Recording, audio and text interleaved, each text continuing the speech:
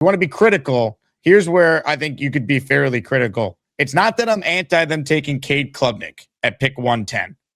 It's the fact that they traded up for Cade Klubnik using a fourth. I felt like you should have just taken Cade Klubnik at 103 if you liked him that much, and then had a chance to take an interior offensive lineman or take a linebacker or take a safety potentially with your other two fourth-round picks. And I know people will say, well, they ended up going lineman and then safety at the end. And sure, but as far as just like the process, I'm not anti-Klubnik. If that's their guy, fine. It's day 3. That's who they want. Have a plan for him.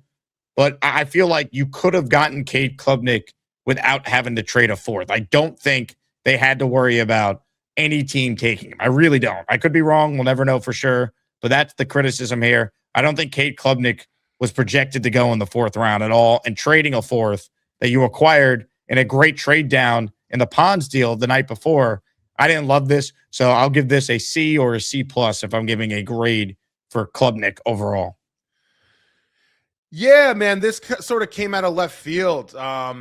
I thought they would look at a quarterback on day 3. I didn't know it'd be Cade Klubnik. Now, if you listen to what Muji said, and it makes a little bit of sense, they had Cade Klubnik ranked very high after 2024.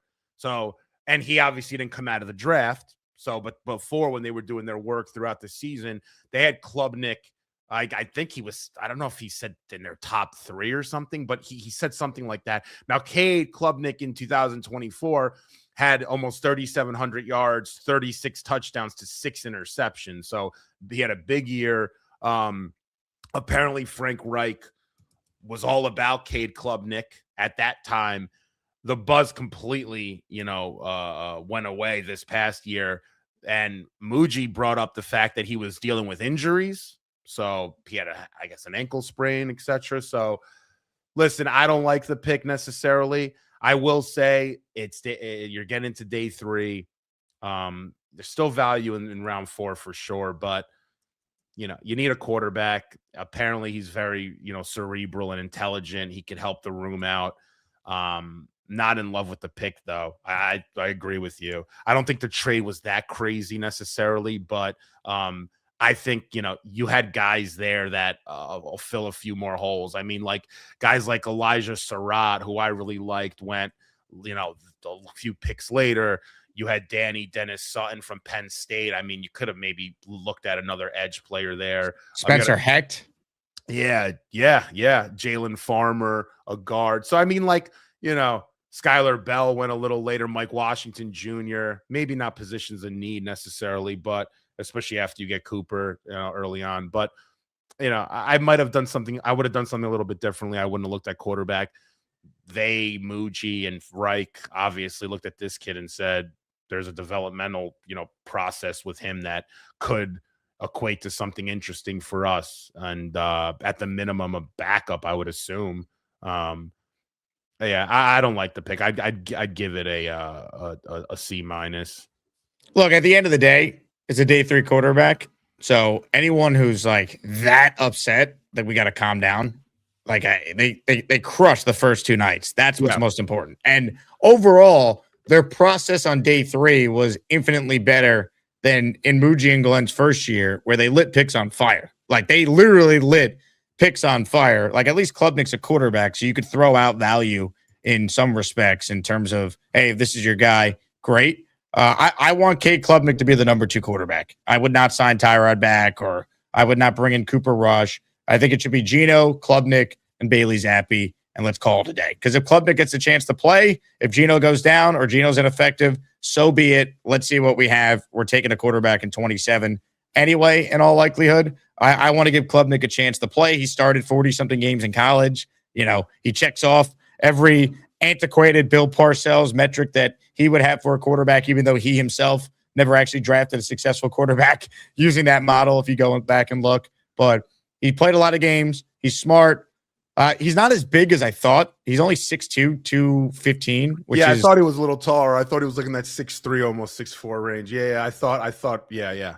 But 2 years ago, he had a great year through 36 touchdowns. Field Yates had him as his number 3 overall prospect going into the season. Clemson was a mess. So it is what it is. I want him to be the number 2 quarterback, though. I would not bring in a veteran. Totally. Yeah, I'm with you there. If you want really quick, I wanted to share this for a quick second. Look at the 4th round in 2023, right? Let's just throw this up for a sec. I think this is some good, some interesting context. I mean, listen, it's the 4th round, it's the 5th round, it's the 6th round. You're gonna have to really take swings and hope. I mean, I always say, like, you want a player or two. I don't know if you see, Jake, my screen there I'm trying to share. Yes. Right, yeah. I mean, look, this is the 4th round in 2023. I mean, anything interesting here? I mean, like, this is what the draft is. We always constantly judge these 4th and 5th. Carter Warren. There you go. Carter Warren. But I'm saying this is the stuff like, all right. And then you have this is a great pick by the Steelers here. Nick Herbig. That's an excellent pick. But you got 1 or 2 per round. If you want to go to the 5th round, I mean, this is 2000. I mean, come on. There you go. Israel. But I'm saying, hey, shout out to Gonzo Badger's daughter who came to my draft party at McFadden's in Pittsburgh wearing an Izzy Abaconda Jets jersey, because Gonzo Badger, one of my OG listeners, his daughter goes to the University of Pittsburgh, so she was rocking the Izzy jersey. That's what's up. No, I like that. That's cool. Yeah, you have Dontavian Wicks is a good pick. Chase Brown's a good pick here. But, you're talking, you have 2 or 3 picks, in these rounds that we never hit on one of them, God forbid. But, like, this is the 4th round. The 4th round last year was actually pretty good. You had Cam Scattaboo and DK. But Woody Marks. Yeah. If you look at the 5th round, I mean, who knows? But if you go to, let's say, 2020, what are we gonna go? 24. I mean, look at the 5th round in 24. I mean, like, you got guys. I mean, we got Jarvis Brownlee, actually one of the better players. But I remember people talking about Audric Estime being some, like, bruising running back. Where's he at? Like, we got to be honest about these late round picks. You're gonna hit on maybe 1 or 2, sometimes over a couple year period, that have all pro, potential or starting potential. It's just the way the league is. Go back any year you want. I mean, I don't think enough people talk about this. Going back, go to the 5th round in 2022. Go to the 4th round. 4th round. Cade Otton's a player. Yep. Damian Pierce. Max Mitchell. There he is. Kobe Bryant's. Dane Belton, now a Jet. Michael Clemens. Michael Clemens is actually pretty good, considering. Yeah, but this is the 4th round. This is what Zamir White. I mean, like, Cade York, he's a Jet. Yeah. We got a lot of Jets. Jake Ferguson. You could find players though. Romeo Dobbs. Like, good. Look, every draft is different. I just you don't want to burn picks. Every year is different. Like, this happened to be a great 4th round. Yeah, like, you want to have a good process. Yeah. And then you go to the 5th round. You start getting a little bit less. So 5th round here. I mean, who do you got? Like look at these: Montrell Washington, Kyle Phillips. You don't even know these guys exist anymore. Who's this? Kyron Williams is good. Kyron Williams is great, but who's this? But I'm saying, you hit in the 5th or 6th, 6th round. Forget it. You might not even, Christian Benford's good, but you're getting a 2 to 3 picks, 4 picks. We saw a few rounds maybe with 5, but, like, I think we have to calm down sometimes judging every single pick. There's clusters of players, none of these guys are doing anything, it's just Andrew Ogletree. Does anyone even know who that is? So I'm just saying, like, we got to be sometimes a little bit honest about some of these late round picks. I think we get a little bit too crazy sometimes. I think the first 2 rounds and round 3 mean a lot more than, you're blowing a 4th or 5th rounder. Our problem is we never get a 4th or 5th rounder right, really. The last time we did, you want to say Sherwood and Michael Carter. Carter's not here. Sherwood's the last 5th rounder we've had. But, we got to make sure that these first 4 or 5 picks really develop out. I'm not as crazy about the later round picks. Those are like, 4 per round. Jake, you're talking 4 out of 32, 5 out of 32. We're just never in that boat, unfortunately. right? Am I right or wrong with this little breakdown? I mean, are you kind of understanding where I'm coming from? It Yeah. yeah. No, it's totally fair. I think Yeah. it's more. I don't even think like I don't even think Jet fans should be upset at the Klubnik pick. Like we don't know about any of these Yeah. quarterbacks. Like you just did the exercise there. Look how many quarterbacks that did nothing go in the 4th, 5th round. Like most day 3 quarterbacks stink. I just think it's the process. It's like, do we need to burn a 4th? It's like why it felt like the coaches got very much involved on day 3, specifically Reich. But again, if that's Reich's guy, so be it. We'll see. Cade Klubnik. I mean, there is an upside there. I'm not going to go crazy over it. It's a lower grade for me, but again, I'm giving the Jets a very high overall grade, but every pick can't be great. And I'll tell you what, they got great value with their final 2 picks. So, all right, Asmaniacs, listen up for a second. No matter what you're watching, whether it's New York sports or any game you didn't plan on caring about, there's no better way to stay locked in than with PrizePicks. It's daily fantasy made simple. You're just picking more or less on player projections. That's it. No complicated lineups, no nonsense. Just you versus the numbers. And here's why I love it. Even if it's a game you normally wouldn't care about, once you got a lineup going, you're locked in.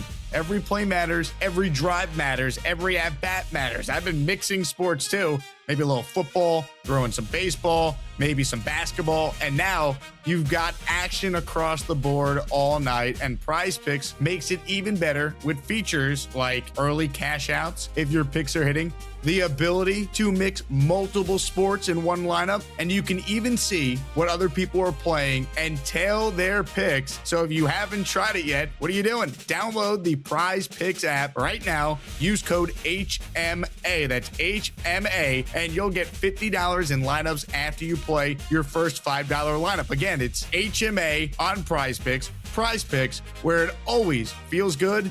I think we have a GM. Obviously, we'll see how these guys pan out in the field and what that looks like. But I just think there's enough we've seen from Muji so far that tells me he gets it. He's competent, understands trades, understands value. I love the answer he gave about how they completely revamped their process for how they input data and everything they get from the scouts and the analytics staff, and how they have a system in place where that's all kind of marred together. I think we got the right guy. Time will tell. He's going to have to make a pick at quarterback at some point. That's not Cade Klubnik or, signing Justin Fields or trading nothing for Geno Smith. Like the big swing is coming, I believe. But we're going to learn about the head coach now. There's no excuse for the head coach to not show dramatic improvement. He's got a roster that is at least capable of scoring points and being way more effective defensively with him taking over the defense. So that to me is the biggest thing. Like there are no excuses for the head coach. The GM has done his job. Now let's see if the head coach could do his. Diana Rossini's watching the show. She writes in Jets view Klubnik with starting potential if coached right per source. Hey, you never know. What if Cade Klubnik's good? I was thinking that. I mean, it's we've really never all crapped on one quarterback like I feel like we have with Klubnik. I really haven't heard any one. I mean, there's a few people, I guess, but it seems like everyone's kind of anti the pick. Maybe the opposite happens, Jake. I think we're anti the process more than the pick. Like I'm rooting for Cade. Like he seems like a good dude. He was excited to be a Jet. Yeah, you know what? I don't know how hurt he was last year, because coming out in 2024, if he came out of that draft, he would have been a top 5 pick. Muji said that he was hurt. Like he referenced that. He went out of his way to say that. Yeah, I don't know. I didn't like how early it was, but I think Muji got a little ahead of himself, right? Like you got all these picks that you liked, and then you see a kid there and you're like, you know what? I don't want to take a chance. I had this grade on him. Frank Reich really likes him. Let's jump the gun. A few quarterbacks went early too. Like Aller went 73, I think, right to Pittsburgh, which was early. I think that was the Jets guy, because Muji said night before they tried to get back into the 3rd round. I think it was for Aller, because again they traded up for Cade. I think they didn't want to lose their next quarterback at that point. No one's told me this. I'm just connecting dots. I think the Jets quarterback rankings were obviously Mendoza 1, Simpson 2. I think they had the Miami quarterback Beck, who went to Arizona, the first pick of the 3rd round. 3, Aller 4, Klubnik 5. That sounds right where I'm at with that too. Yeah, that makes sense. So I think when I think they definitely wanted a quarterback, right? You had even Taylor Green. How about Nussmeier falling, by the way? Yeah, that was interesting. Yeah, because a lot of people assumed we were going to get Nussmeier, right? Wasn't that the thought there at that pick? People had thought when we had traded up that was going to be the pick. Yeah, Nussmeier, man, Nussmeier, he knows how to play the position, but there's not many traits there that you're going to project out to. Klubnik, he has all the different kind of traits you're looking at. You know, he reminds me of a lot. I mean, it's a stupid analogy, but you know, remember Tony Romo a bit? Like Klubnik, when he was prime Klubnik, he plays a little bit like Romo. Likes to move around a bit, likes to play a little bit of backyard ball, kind of risky, kind of quarterback. I'm not saying he's going to be Tony Romo. I'm just saying he kind of plays like that a little bit. He's not so structured in his game, but he is smart. So I don't know. Cade Klubnik. Well, you hope he doesn't have to play at all. But if he does have to play, he could just be a good, stable backup too, like at least. So, yeah, the hope is he doesn't have to play at all. But it is the Jets, so he probably is going to play like at least a game or so. I mean, the reality is every time it's like, this guy's not going to see the field. Every Jet quarterback always ends up seeing the field. I mean, Brady Cook played 5 games this past year. So, look, I'd love for Geno to ball out, but whether Geno gets injured or the Jets are out of it and they want to see what Klubnik has down the stretch, he's going to play. My guess is he starts at least 2 or 3 games.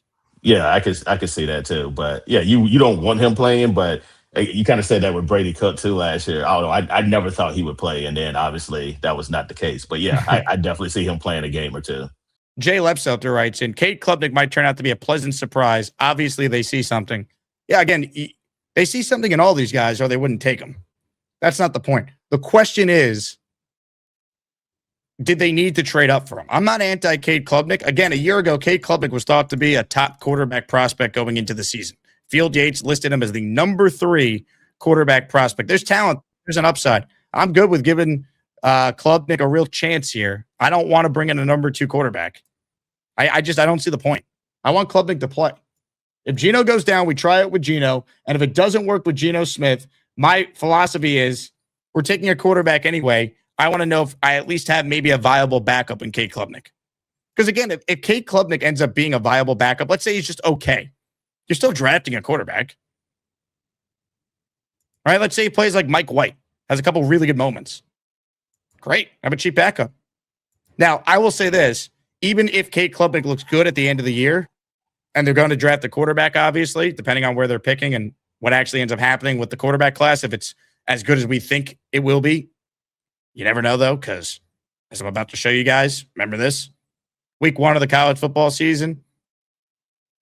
Look at the top quarterbacks in the 2026 draft class. Arch Manning, number 1. Lenora Sellers, number 2. Cade Klubnik, number 3. Sam Levitt, number 9. Drew Aller, number 11. Garrett Nussmeier, number 16. And by the way, this is not just quarterback rankings. These are overall rankings. So these are the top 6 quarterbacks, but there are 6 QBs ranked in the top 16. This was supposed to be a great, not good, great, historic quarterback class. This year was supposed to be. Now we're saying that about next year. We don't know. So I say that to say that if they give Klubnik a chance and he's okay, you're still going to draft a quarterback. But the one thing I would add is they can't make the Zach Wilson mistake again and not have a veteran in that room who could help him. That veteran doesn't need to play, but it needs to be someone who's been around the league a while. Remember the Jets paid $10 million to Josh McCown to mentor Sam? That's what they need to do. It was so bad for Zach Wilson that Joe Douglas had to acquire Joe Flacco in the middle of that season. They set up Zach to fail. Now, Zach sucked on his own, but they got to have a better quarterback room. But Klubnik could be a part of that room, just like Kellen Clemens was a part of the room as the number 2, and then Mark Brunell, if you remember, was also part of the room as the veteran mentor to help Sanchez. That's what they need.